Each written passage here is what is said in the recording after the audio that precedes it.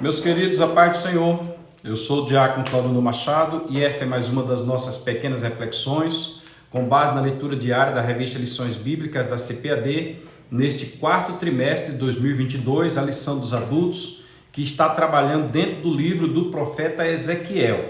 Nós estamos estudando capítulos, temas dentro do livro do profeta Ezequiel. Já veremos de estudar o capítulo 34, versículos de 1 a 12, nesta semana.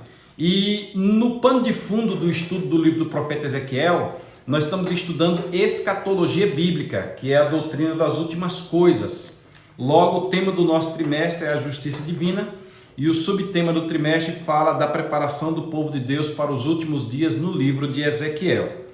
Nós já estamos diante da lição de número 8, nós já vimos aí na lição 1, Ezequiel, o atalaia de Deus. Lição 2, vem o fim.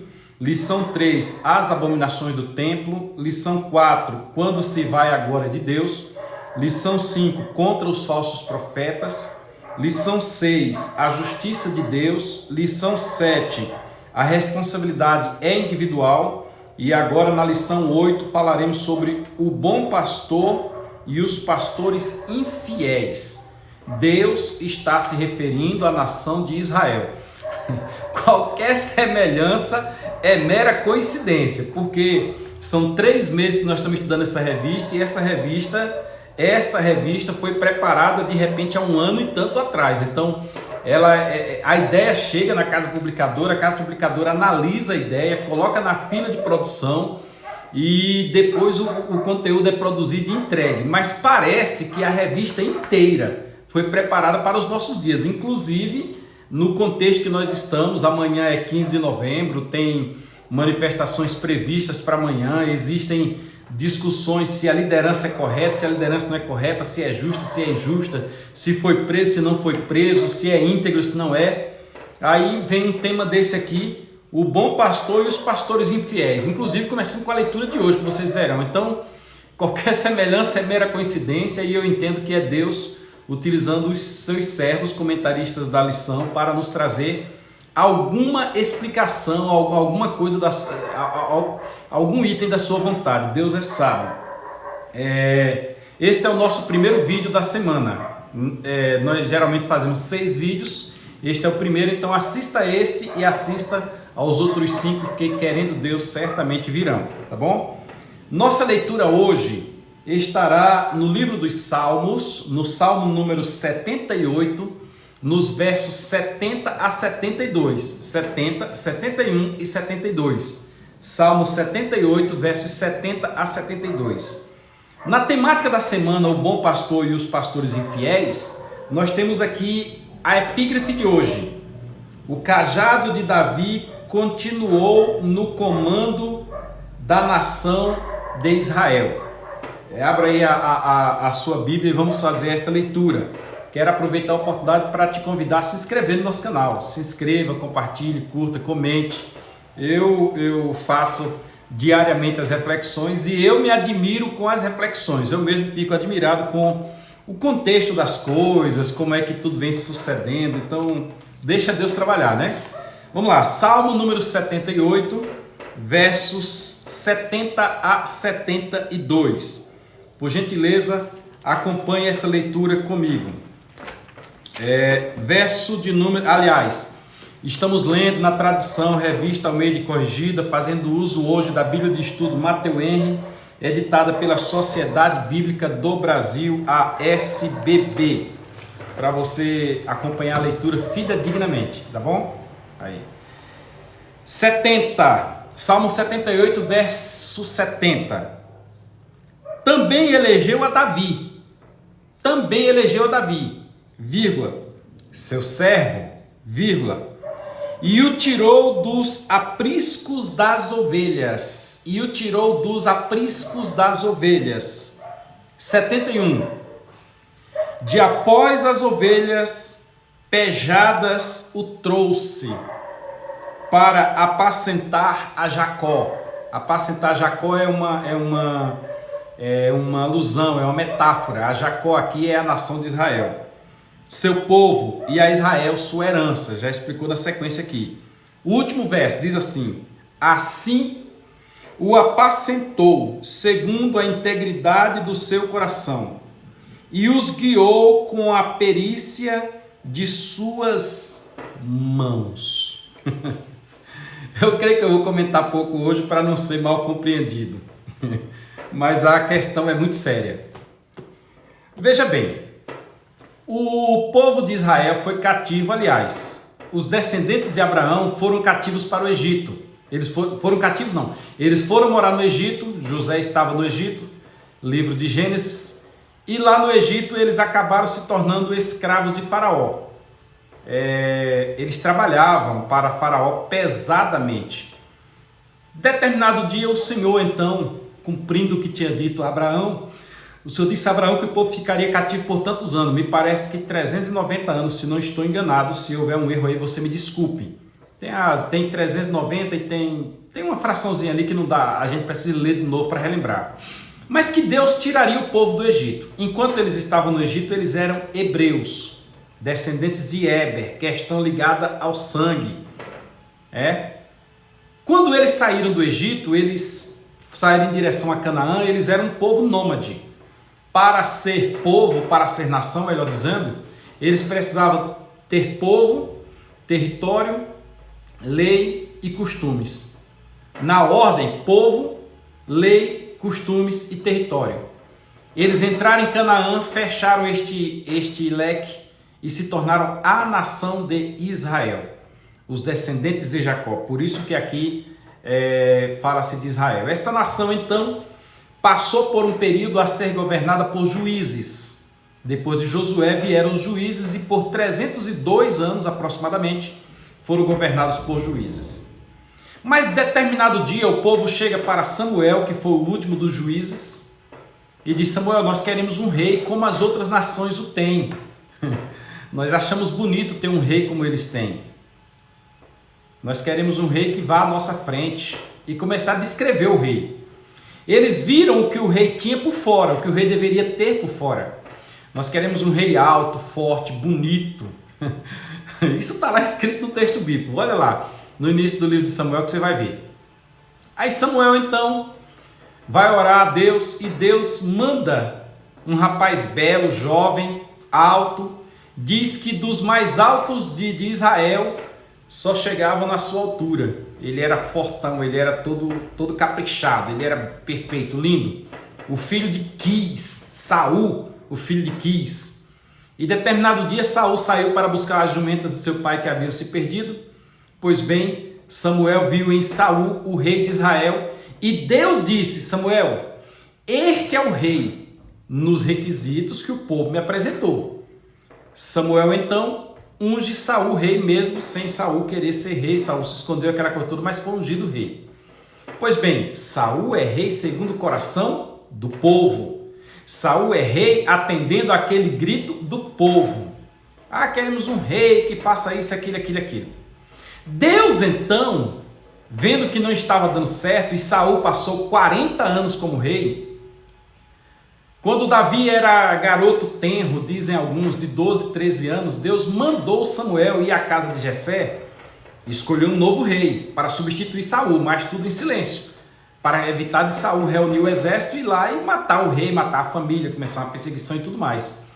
Lá no frigir dos ovos, Samuel então vê entrar os irmãos de Davi, aqueles rapazes bonitos, altos. Samuel disse: hoje está diante dos meus olhos o rei. Aí Deus disse: Samuel, você está olhando com a mesma métrica que o povo escolheu lá atrás. Você está olhando com aquela dinâmica que eles fizeram, mas não é isso que eu estou mandando você fazer, não. Você está olhando por fora, eu estou olhando o interior. Eu quero que ele governe diante do meu povo com justiça. Esta é uma frase minha. Aí então escolheu Deus a Davi, tenro, feinho, desajeitado, mas segundo o seu coração. No devido momento, Davi assumiu. Davi esperou a vida inteira para assumir e Davi assumiu. Davi era homem de guerra, Davi era corajoso. Determinado dia houve uma batalha lá e os irmãos de Davi, aqueles que não se tornaram reis, estavam lá na batalha e Jessé, pai de Davi, mandou Davi levar comida para eles. E Davi levou, e quando chegou lá tinha um gigante. O gigante estava afrontando todo mundo, os irmãos de Davi escondidos, todo mundo escondido. O próprio rei Saul, o grande rei Saul, estava lá também recolhido num canto. E Davi se indignou com aquilo e disse: quem é este incircunciso de coração que afronta o exército do Deus vivo? Davi entrou, foi na batalha e levou, gente, uma funda, um estilingue para jogar pedra.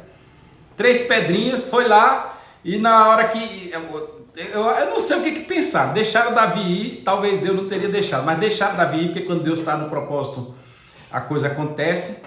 Tentaram entregar para Davi a roupa do rei, eu acho que para desestimular, porque o rei era muito maior que Davi.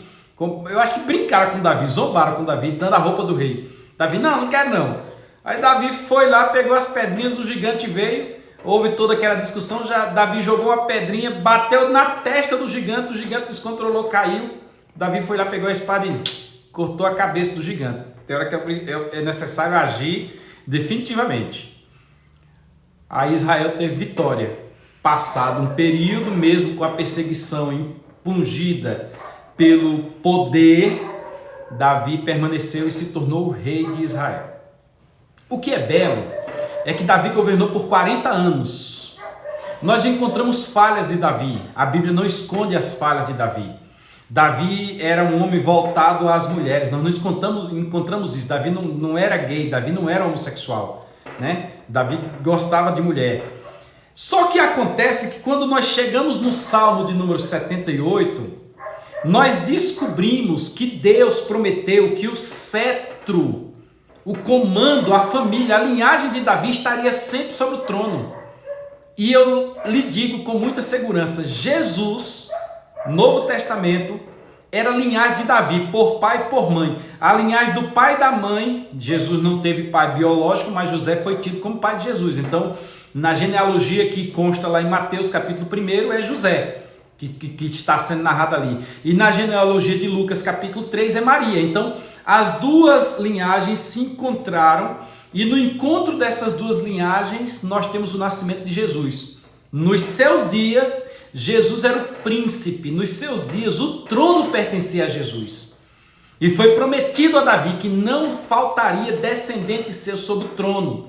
O Zorobabel, por exemplo, que voltou do cativeiro babilônico, era descendente de Davi. Olhe lá a linhagem que tem em Mateus capítulo 1, você vai encontrar dos descendentes de Davi, Zorobabel, ligando de Davi até Jesus. E quando houver o milênio, a igreja for arrebatada, acontecer a grande tribulação, acontecer a batalha do Armagedon, quando Israel for auxiliada por Jesus, que voltará vitorioso, conforme Zacarias 14, e ele destruir todos aqueles exércitos que estarão contra Israel, que estabeleceu o juízo das nações, e que iniciar o milênio, quem vai assentar-se no trono milenial será Jesus Cristo, descendente de Davi. Agora, por que isto? É o que eu estou lhe dizendo, qualquer semelhança é mera coincidência, não fui eu quem escolhi os textos, eu só estou comentando sobre eles, fazendo um pequeno arrematezinho e aproveitando para fazer uma aplicação pessoal, que eu acho que eu tenho esse direito, né? Aquilo tudo ali é porque Davi foi fiel no seu governo. Não registra-se de Davi nenhuma falcatrua. Foi o momento em que Israel teve tanta abundância que Davi deixou para Salomão tudo pronto para Salomão construir o grande templo. Tudo que Salomão precisava estava lá. Quase, eu acho que aconteceu semelhante no período do deserto, que Moisés pede ofertas para construir o tabernáculo e o povo trouxe tanta oferta que Moisés disse: calma, segura aí, não precisa trazer mais, que já temos o suficiente. E aqui onde nós lemos os versículos 70 a 71 do Salmo 78, nós encontramos Deus falando no verso 72 da integridade de Davi. Diz assim, e assim os apacentou, segundo a integridade do seu coração. Porque a coisa não está nas normas exógenas, as coisas estão no desejo endógeno. Não é que fulano deixou de fazer isso ou fez isso porque a lei obrigou ele a fazer ou a deixar de fazer. É o coração dele, né? É o coração dele que está voltado para aquilo ou não, porque a própria legislação, ela pode ser alterada, tem todo um procedimento, tem todo um processo para isso, tem regras, mas ela pode ser alterada, ela é a vontade do legislador. E os legisladores são corrompíveis, lamento dizer isso. Mas a coisa está no desejo do coração. E Deus está registrando que Davi agiu diante dele com integridade. O Salmo 78, como um todo, ele fala da revolta do povo. Olha como é que diz a epígrafe aqui para você entender. Ó. A salvação que Deus concedeu a Israel, a rebelião contra ele, contra Deus. Deus escolheu Judá e Davi para pastorear Israel. O povo se rebelou contra Deus, mas Davi esteve sempre na sua presença e por esse motivo Deus estabeleceu Davi no comando da nação de Israel. Gente, é Deus, conforme a epígrafe da leitura de hoje, a epígrafe da leitura de hoje diz: o cajado de Davi continuou no comando da nação de Israel. É Deus quem escolhe. Romanos capítulo 13 diz que as autoridades são constituídas por Deus. É Deus quem escolhe. E se é Deus quem escolhe, nós vamos deixar ele agir, porque ele levanta homens de coragens para estar diante do povo. Eu não estou falando de votação em urna eletrônica, onde só tem mesmo os votos na urna e não tem as pessoas para votar. Eu estou falando daquela escolha que Deus vai no coração do povo e o povo vai lá e escolhe a pessoa, e esta pessoa está habilitada para defender a nação, conforme fez Davi. Dentro do nosso texto aqui, Deus escolhe bons pastores. Alguém vai pensar que o pastor aqui é só o líder da igreja. Não. Aí é pastor no efeito, no contexto do Novo Testamento, Efésios 4:11. Ele mesmo deu uns para apóstolo, profeta, evangelista, pastores e doutores. Pastores no contexto da igreja. Mas lá no Antigo Testamento, um pastor era um líder. Quem era um líder se tornava um pastor, porque o povo precisa ser liderado. Que Deus nos abençoe e que a nossa nação tenha homens diante de nós, conforme está escrito aqui, íntegros de coração. Deixa eu contar aqui uma historinha para vocês. Dizem que a mulher de certo rei foi acusada de infidelidade. Aí o rei reuniu todo mundo, inclusive os acusadores. E na apuração do fato, os acusadores não conseguiram provar que a mulher do rei teria sido infiel. Pois bem, os acusadores foram embora, tal. Quando terminou aquele momento, a mulher do rei chegou para ele e disse: graças a Deus, não sei o que. O rei: calma aí, junte suas trouxas e vai embora. Aí ela: como assim? Ninguém conseguiu provar nada? Que negócio é esse? Ele disse: ninguém conseguiu provar. Mas acontece que a mulher do rei não só tem que parecer, não só tem que ser honesta, ela tem que parecer honesta. Tem muita gente querendo liderar as nações que não parecem honestos. Tem muita gente querendo liderar grupos por aí que, se você fizer uma busca das suas ações criminais, vai ver a pessoa condenada por vários e não foi absolvido não, foi descondenado, e o próprio órgão que descondenou já declarou, para não se prejudicar, porque na hora que a coisa aperta cada um quer fugir, que pode voltar a condenar novamente. Olha que coisa interessante. Então, que Deus nos livre. Deus vai preparar para nós, suas ovelhas, para nós, a nação brasileira. Deus vai preparar pastores segundo o seu coração. Desculpa fazer esta aplicação tão direta desse jeito, mas é só você ler a Bíblia Sagrada e entender que Deus tem o controle de tudo. Que Deus nos abençoe e vamos continuar falando que Deus falar sobre o bom pastor e os pastores infiéis nesta semana. Deus te abençoe. Amanhã nós leremos segundo a sua vontade. O profeta Micaías viu Israel como ovelhas dispersas, como sem pastor. Vamos deixar para amanhã, né? Vamos à frente. Que Deus nos guarde. Amanhã será dia 15 de novembro, viu? Bênção pura, ó. Deus te abençoe, a paz do Senhor e até a próxima, querendo Deus.